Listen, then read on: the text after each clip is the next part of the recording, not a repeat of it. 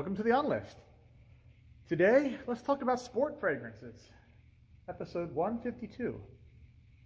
So, I did an article a while back on sport fragrances, an article for Base Notes, and I'm going to condense a lot of what I said there in text form here for this video. But the general idea is, of the article and of this video, that sport fragrances were not necessarily an emergent phenomenon in regards to need for such a fragrance. In fact, sport fragrances sort of evolved into what they are, out of other things. And then over time, the definition of what a sport fragrance was, what it was expected to do, how it smelled and performed, that shifted over time to the point where these days, you don't see a sport fragrance released very often anymore, but when you do, you have no idea of what to actually expect from it, since there hasn't really been a standardized form for the sport fragrance. It's just been a constantly shifting thing ever since the nomenclature first appeared on perfume bottles back in the 20th century. So, we're going to talk about that, and we're going to talk about what the point of them is nowadays, if there is a point. Do you think we still need them? Do you think they should still be a thing? Is it just another gimmick to get someone who's impulsive to drop money on a bottle that they may or may not even enjoy wearing once they get? Like, what's the deal, basically, with the sport fragrances? So, before we can get to that part of the video, though, let's start off with the origin. One could technically argue that the original mass-produced perfumes, which were colognes, very high alcohol concentration, low concentration of fragrance oil, one could argue those were the actual first sport fragrances because they were designed to freshen up. They were designed to be hygienic, high alcohol content, to either supplement or replace bathing in certain instances, and they were not designed to be worn as scent in the sense of a fragrance that carries with you all day long, that lingers, leaves a sillage trail. It was meant to smell fresh, to be bracing, to lift your spirits, and then disappear, right? So people would often apply and reapply the colognes periodically throughout the day, but it wasn't a real solution to a lack of personal fragrance, because when the colognes first emerged, the average person didn't really wear perfume. Perfumes of any kind were really for the wealthy, for the aristocrats, the nobles, okay? So, and they weren't really wearing alcohol-based perfumes because those didn't exist at the time the cologne came into being. If you were wearing something that was meant to be scent by itself, you were wearing an oil, or you were wearing a pomander, or an atto, which an atto is the westernized word for attar. So people think that attars only existed in the Middle East. It's not true. People had attars in medieval Europe as well, and all throughout early European history, but they were called attos, O-T-T-O. And we still use that word now to describe certain perfume materials, like rose otto, for example, but we don't really use the phrase otto to refer to a wearable perfume much anymore, since we have proper alcohol-based perfumes of varying concentrations, right? But pomanders were another thing, which were scented objects, and the oil you would place on those objects to give them their scent was also called the pomander. So both the substance and then the object you were scenting were both referred to as the pomander. Those also existed. People would scent those and wear those around their neck and refresh that periodically, etc., etc. But colognes were sort of the first real sport scent because they were meant to be fresh, bracing, clean, right? Then things evolved from there. The level of alcohol decreased, the level of perfume oil increased, and fragrances became more abstract, less pragmatic, less practical, more about some form of wearable art or wealth signifier, the same way as the oils were in previous times. Now, this would continue into the 19th century and into the 20th century. And the first real instance of a proper sport fragrance that we would see was Lanvin. Lanvin would issue some fragrances with sport in the title. okay? And these sport fragrances would come about really early on, okay? So, and these sport fragrances didn't last very long, but they represent the first documented use of the word sport in the scent. And these fragrances would come and go from the catalog, but they displayed an initial attempt to make a fragrance that was based around a sporting lifestyle, an active lifestyle. Prior to that, we had a few specific context-based fragrances that one could allude were sporty, like Jockey Club. There was an entire trope of fragrances named Jockey Club that existed in the 19th century. They came mostly from the UK, from England, and also that bled into America. So basically Anglophone countries were into these fragrances, and the Jockey Club fragrance represented a sort of gentleman's club, sporting club type scent. And again, it was bracing, it was fresh, it was dry, had florals, it had lime, it had very powdery bases built around civet musk and sandalwood. And the point of it was you would wear this after you exerted yourself in the club. Now, obviously, Jockey Club means horseback riding, but the extension of that meaning, the semantics, was any kind of gentlemanly sport club. So it could be a raquettes club where they played racquetball. It could be anything, rugby, actual horse racing, polo, whatever. But the gentlemen's clubs, the jockey clubs, that's where the term jock comes from, right? Referring to a sporting male, right, as a jock, like jocks in high school. The Jockey Club fragrance could also be seen as a precursor to the proper sport fragrance. Lanvin got the jump on everyone by having a sport-themed fragrance. Then they also had a men's fragrance that was around that same time period, 30s, 40s. However, we wouldn't see anything that resembles a modern sport fragrance until the 60s, when Lacoste, arguably the first sport designer label, founded by tennis player René Lacoste. The Lacoste label reached out to perfumer and design house Jean Patou to have their own fragrances released because they didn't have infrastructure to produce them. They wanted to have some fragrances that fit the theme of the sporting lifestyle implied by the wearing of Lacoste apparel, which at that time in Lacoste's history, they focused primarily on tennis. So they had tennis clothes, they even had tennis supplies, rackets and balls, shoes, everything pertaining to tennis Lacoste had. But Lacoste also deviated into other sporting apparel. Eventually they would become more of a high fashion label, right? Less REI and more Ralph Lauren. But in those years, okay, in the 50s and the 60s, it was more of a sporting goods label. But they wanted to have a perfume range, right? So they contacted Jean Patou. Jean Patou, who at the time had just switched out their old perfumer for Jean Curleo. Jean Curleo's first assignment as house perfumer for Jean Patou was to create the Lacoste fragrance. That was his first assignment as house perfumer for Jean Patou, was to create the 1967 Lacoste, which then gave way to a flanker called Eau de Sport. Some people confuse the two as being the same fragrance, but they're not. Lacoste was a fragrance, and then Eau de Sport, its flanker, was the two separate releases. But it's the Eau de Sport that's important because that's the one that would really give birth to the modern sport fragrance as we know it. And Eau de Sport was by and large a fresh chypre composition fragrance with citrus top notes, white florals, florals in the heart, base notes, oak moss, things like that, sandalwood.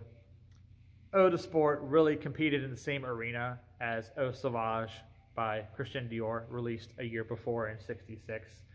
And also, eventually, other things that will come down the pipe that had a similar vibe, like all the things released by Lancôme and Rochas, and eventually we would see Sisley launch a fragrance. We would see Guerlain would jump into the fray with Eau de Guerlain. And by the mid-70s, there were a bunch of these, and they all kind of competed in the same space of this fresh, green, light, bright, oak moss-based, sprightly sort of fresh, sporting fragrances. Estee Lauder would be the next one with the Alliage Sport Spray. This one was marketed to women. Like the original Lanvin Sport fragrances were also marketed to women as well. But this one, Alliage Sport Spray, was declared to be the first sporting fragrance, but that's a lie, by virtue of the existence of the Lacoste fragrance, right, by Jean Patou. Beats the punch by a few years. But the Alliage was important because it was a shift, all right? It was a shift away from a fragrance meant to be worn by someone who actively participated in a sport, like the Lacoste fragrance, or all the past fragrances, like the Lanvin fragrance, like all the Jockey Club fragrances in the 19th century. Instead of being worn by someone who actively participated in the sport the fragrance was themed after, Alliage was just a lifestyle fragrance. You didn't have to be an athlete. It wasn't implied that you were anything of that sort. It was just you wore the fragrance because you liked the aesthetic of being sporty. You liked to communicate that you were active. Even if you were a fat ass that sat around and ate Cheetos all day and watched reruns of Maury Povich on your TiVo that no one should still have in 2024. But whatever your deal was, didn't really matter. The idea was it was a vibe. You put on the Alliage Sport Spray and it gave you the vibe. And that's important because that would, many years later, become the focus of most sport fragrances we see today, right? But put a pin in that because Alliage did that first. Sport as a fashion aesthetic. There it is. Fast forward. Lacoste, Jovan, a few others would enter the fray with similar sport fragrances that were still really staying within that chypre, sharp green, floral, kind of mossy, maybe minty kind of top note sort of arena. And then we would see by the early 80s to mid 80s, we would see the sport flanker. Different because most sport fragrances, with the exception of that Jean Patou, right, that Eau de Sport flanker of the original Lacoste fragrance, the Lacoste Eau de Sport flanker, most sport fragrances prior to the 80s were standalone things. Jockey Club was standalone. The Lanvin Sport fragrance was standalone, etc., etc. Alliage was standalone. The Jovan was standalone. All the Lacoste fragrances were all standalone after that first one. But by the 80s, we would see major pillar launches get sport flankers. This is another huge evolutionary leap because now you didn't release Eau de Sport or Sport Cologne or whatever, right? You had an established fragrance line with a sport variant that you could buy additionally to the main one. This was mostly a male market thing we would see. We wouldn't see it as much with women's perfumes, but we still would. Not as much though. So most of the examples I have for this are male examples. Like Antaeus had a sport fragrance 4 years later in 85. Original Antaeus was released in 81. Kouros, also a product of 81, would see a sport flanker in 85. Paco Rabanne, Pour Homme, released back in 73, would eventually get a sport flanker in the early 80s called Sport de Paco Rabanne. Okay? This became the going procedure for a lot of very popular pillar masculine launches would all receive sport flankers. The problem is most of these failed. Why did they fail? Well, it's hard to say for sure without being old enough to realize what was going on back then. I was a little tot in 85. I was 4 years old. But looking back on it, I would say a lot of these sport flankers were just too similar. They a lot of times were meant to be lighter, fresher, smoother, slightly more bracing versions of the original fragrance. So the Antaeus Sport was lighter, implying that it was more sportsmanlike. You know, the Koros Eau de Sport was also a bit smoother. Not really lighter though, still very animalic, very, very heavy, but lighter than the original was. Less soapy, right? Same thing with the Sport de Paco, okay? These were all lighter fragrances.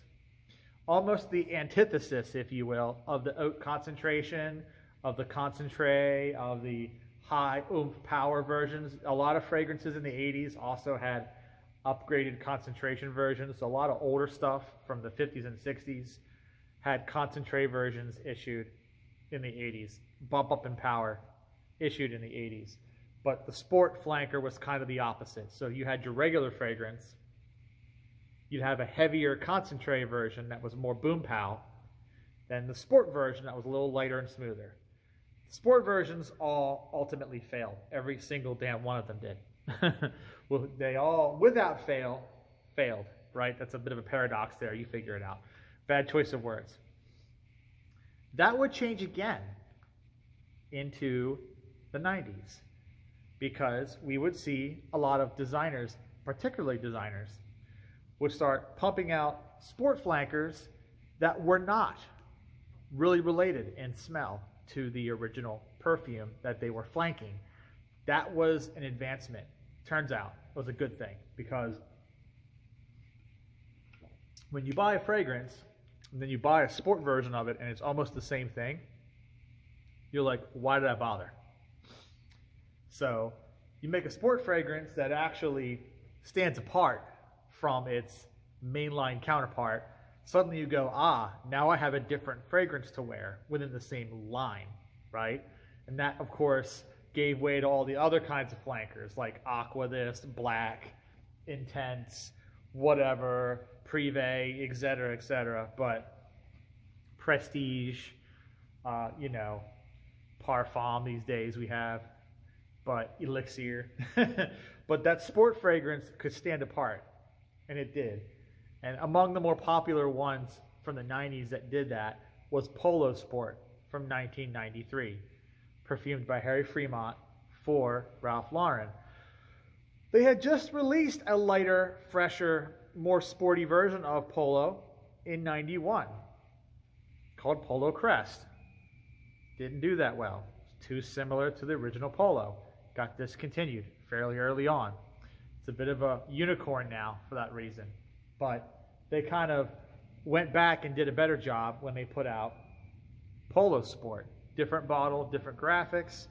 It was admittedly a bit of a cash-in on the aquatic craze that was kicked off by Cool Water. We all know that. Cool Water, Polo Sport, Nautica, all that stuff. Wings in the 90s, Kenzo, all those aquatics, all the way up through Aqua de Jo and such. But that fragrance earned its keep by being truly fresh, strong enough to give that bracing, fresh, clean vibe, especially if you do wear it in a athletic environment. You take it to the gym, you put it on after you've run a marathon or been hiking. It does cover your odor a bit. And that is another evolutionary pivot because originally sport fragrances were light so that they didn't interfere with you working out. They didn't bother everyone around you. Your body heat would crank up, so the lighter fragrance against your body heat would smell stronger. This, however, seems to be more in line with guys who just have bad hygiene, right? They don't wear deodorant for whatever reason. They don't take enough showers. So they put on the sport fragrance that's really powerful, really potent, fresh, clean, lots of galaxolide, lots of dihydromercinol, whatever, ambroxan. Pump up the jams, keep you smelling fresh so you don't smell like a sub shop, right? That's the aim, I suppose. That kind of became the focus of the sport fragrance. And it stayed like that almost all the way into the current day. But then another evolutionary shift happened, which is why I ask you, is this stuff still relevant? We will unpin that alliage example again. Something began to happen in the 2000s and 2010s where sport fragrances began to break down and lose their real meaning. We would see a lot of different designers and perfume houses slap the word sport arbitrarily on fragrances that didn't smell sporty, didn't particularly smell fresh either. They weren't always lighter or more bracing. Sometimes they were just another flanker with nothing else going on besides just being another flanker. So, I'll give you an example of that. Lapidus Sport, 2015. It just smells like the original Lapidus Pour Homme, but maybe a little bit more aquatic, a little bit drier. Not really fresh, not really sporty. Very animalic still, just animalic with a drier aquatic opening. Doesn't make any sense. Another one, Prada Luna Rossa Sport, also 2015. That fragrance would come out, and it would be barely different to the original Luna Rossa. In fact, the 2012 Luna Rossa is sportier smelling than the sport fragrance, because the sport fragrance was a bit sweeter, had juniper in place of mint, okay, was rounder, had more vanilla in it. Good fragrance. I love Prada Luna Rossa Sport. I love it, but it just is irrelevant as a sport fragrance. Okay, we would see that a lot. Okay, we would see YSL L'Homme Sport was also fairly irrelevant as a sport fragrance. Okay, we would see a lot of these things. We would see sub-flankers, right? We would see Polo Blue from 2002, and then Polo Blue Sport. There was a Polo Sport, a Polo Blue, and a Polo Blue Sport, and the Polo Blue Sport just smells like another version of Polo Blue. Very little different going on, okay? Maybe a little less blue than the original blue, but still. And then the same thing, Lacoste would just continue doing. Now, the early Lacoste stuff, like Lacoste 84, Lacoste Eau de Sport 91, Lacoste Land, Lacoste Booster, okay, Lacoste 2000, all of those were proper sport fragrances all the way up. But those were also continuation of the Jean Patou. The last Jean Patou fragrance that was done for Lacoste was Booster, by the way. After that, Jean Crelea was no longer involved with them. They went over to Procter & Gamble, P&G, and they did things different. But these days, your typical Lacoste fragrance could be anything from a Sauvage cologne to a Bleu de Chanel cologne to some bubblegum thing to some woody amber thing. There's no rhyme nor reason to anything that brand produces now. So, thus, I'm tying it up with a bow. First of all, we don't see very many sport releases these days in 2024. Second of all, when we see them, they feel extremely arbitrary, like I said. They don't often tie into the theme of being sporty. So my question to you guys is, and this is why we'll wrap it up, what do you think about sport fragrances? Name some of your favorites in the comment section below, of course, but then also tell me, do you think the sport nomenclature makes any sense now? Or are most of our general fragrances already fresh enough? Bleu de Chanel, Sauvage, Versace, Man, Eau Fraiche, you know, Bois Imperial by Essential Parfums, Ganymede, all that stuff. Those fragrances are already fresh enough. Even Aventus to a degree, fresh enough.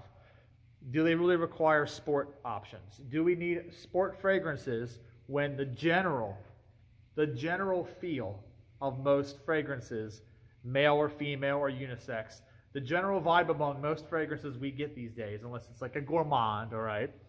Not a gourmand, not a oud. Everything else on the market, regardless of gender, regardless of market, generally is fresh and bracing and some form of sporty, to the point where putting the word sport on the bottle says nothing, right? Bleu de Chanel is already Bleu de Chanel.